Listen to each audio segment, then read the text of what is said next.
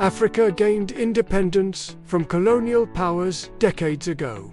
Flags changed, governments changed, and nations officially became free. But the question remains, is Africa truly free? The answer is complicated. On paper, Africa is independent. Its countries have sovereignty, constitutions, and leaders of their own choosing. But true freedom is more than borders and governments. It is economic power, political autonomy, and the ability to decide a continent's own future. Neo-colonialism is the invisible hand that continues to influence Africa today. It is a system where former colonial powers, multinational corporations, and foreign interests maintain control over Africa's resources, economies, and policies, not through guns, but through debt, trade agreements, and political influence.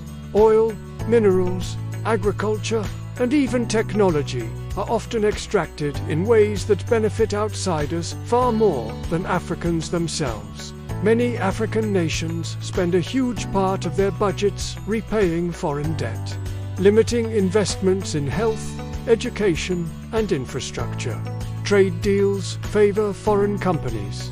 Foreign currencies dominate, making local economies fragile and dependent. Even political decisions are sometimes influenced by foreign powers, creating a cycle that mirrors the past, but without the overt colonial flags. So, if Africa is technically free, why does its potential still seem blocked? The truth is that freedom without economic independence is only partial freedom. Neo-colonialism is not always visible, but its effects are felt in poverty, inequality, corruption, and dependence on external aid. But this is not a story of despair, it is a call to action. Africa can break free from the chains of neo-colonialism, but it requires vision, courage, and unity. First, African countries must invest in themselves, build industries, harness local resources, and empower entrepreneurs.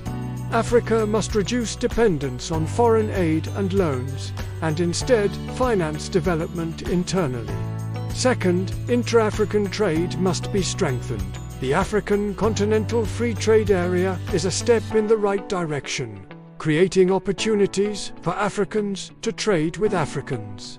When Africa buys from itself, produces for itself, and consumes its own resources, true independence grows. Third, governance and accountability are key. Leaders must prioritize citizens over foreign interests, enforce laws that protect local industries, and fight corruption that allows wealth to leave the continent. Economic sovereignty cannot exist without political will. Finally, Africa must speak with one voice on the global stage. Negotiating as 54 divided nations weakens the continent, but united Africa can demand fair trade, equitable climate policies, and respect for its resources. Pan-African unity is not just idealism, it's practical power.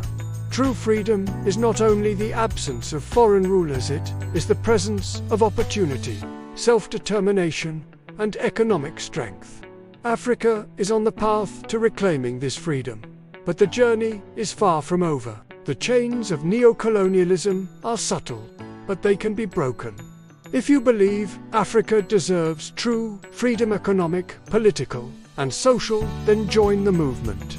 Like this video, share it with others who care about Africa's future, and subscribe to the channel.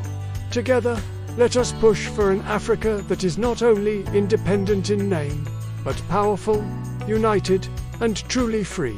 Africa's freedom is in our hands, and the time to act is now.